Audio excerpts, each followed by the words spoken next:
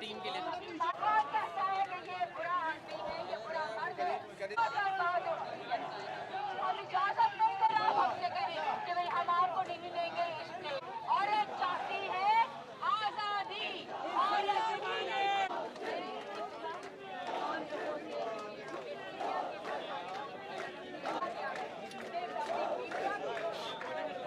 हमारे पास माइक आ गया है और अच्छा साउंड सिस्टम है, बिकॉज हमारे मर्दों की आवाज बहुत जरूरी है इसमें।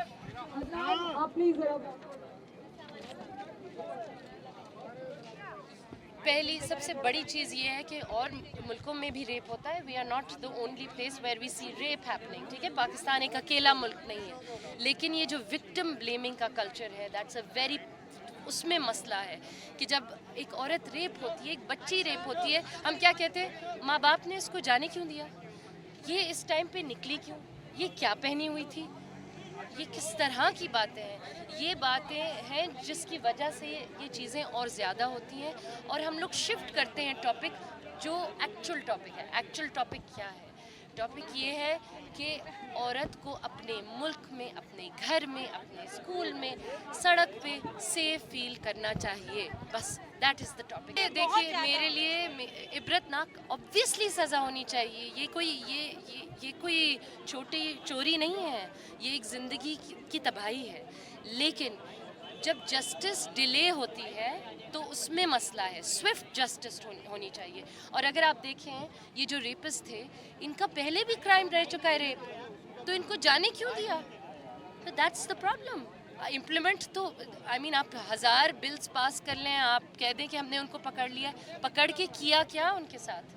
जेल में रखा, जेल में मैं ये चाहती हूँ कि हमारे गवर्नमेंट ऑफिशियल्स टीवी पे आके सबको बताएं कि अगर ये हुआ तो क्या होगा, और ये कैसी चीज़ है, ये मैं चाहती हूँ। देखिए, हमारा यहाँ होना, इसका मतलब ये है कि हम सिर्फ एक रेप केस पे थोड़ी कर रहे हैं। हम यहाँ पिछले साल हम यहाँ थे ना, जब एक बच्ची को रेप किया गया, हम यहीं खड़े हुए थे।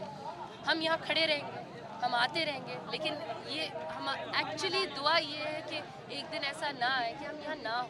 की गई, इन्हें बर्बाद किया गया। हम आपके साथ हैं, आपकी प्रॉब्लम बहुत जेन्युइन है, लेकिन आपका दरखास्त है कि जितनी खवातीन हम यहाँ खड़ी हुई हैं, हम में से कोई बेचारा नहीं है, और गांव गोठों की औरतें भी बेचारी नहीं है।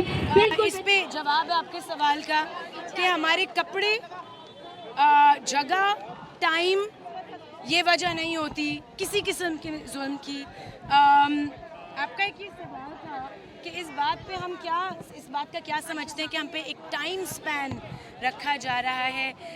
देखिए, अगर हम अपने ही मुल्क में सेफ नहीं हैं तो फिर हमारे मुहाफिजों का क्या फ़ायदा। मेरी माँ एक बेवा है, मेरे अब्बू की डेथ हो गई थी जब मैं 2 साल की थी। अगर मेरी माँ को रात में अकेले निकलना होता और 2 बच्चे हैं और कोई बीमार है बच्चा, या बच्चे की बहुत तबीयत ख़राब हो गई है रात के 3 बजे, तो वो क्या ना निकलें और वो ना जाएं बाहर? और अगर उनका पेट्रोल ख़त्म हो जाए तो उनकी गलती होगी अगर उनके साथ कुछ हुआ।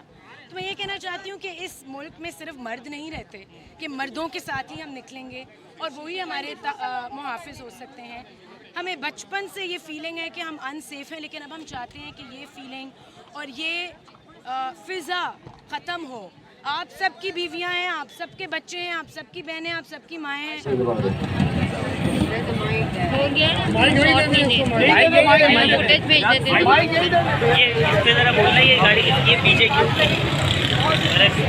बदलने चाहिए।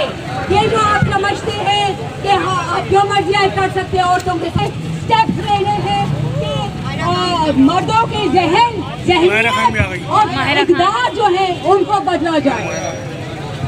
अब मैं अदनान सिद्दीकी को बोलूंगी, क्योंकि अब हमारे पास माइक आ गया है और अच्छा साउंड सिस्टम है।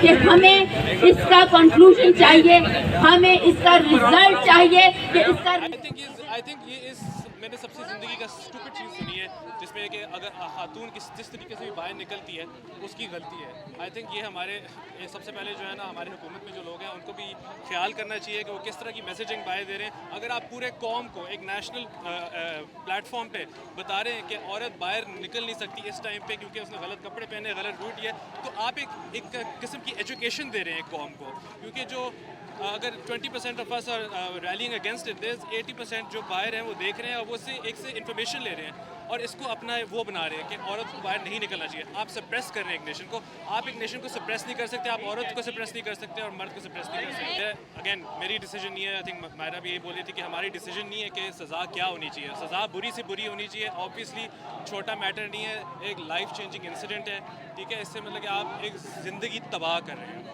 अब आप ही उसे बता दें कि चाहे वो मर्द हो या चाहे वो औरत हो, वो ज़िंदगी तबाह हो रही है, इस पर आप क्या सज़ा चाहेंगे? मतलब कि ऑब्वियसली हर बंदा यही चाहता है कि सबसे सख्त और कड़ी सज़ा दी जाए। कुछ लोग कहते हैं कि फांसी दी जाए, कुछ लोग कहते हैं क्या क्या किया जाए। This is not for me to say, this is for the state to decide. और हमारे पास अच्छे कहते हैं लॉज पड़े हैं, हमारे पास इतनी ज़बरदस्त लॉज पड़े हैं जिसमें प्रोटेक्ट करते हैं वुमेन को। इम्प्लीमेंटेशन ज़ीरो है। तो सबसे पहली बात तो मैं ये कहूँगा कि जो सज़ा लिखी है उसको इम्प्लीमेंट तो करें। अगर वो इम्प्लीमेंट करेंगे तो वो सज़ा आपको यार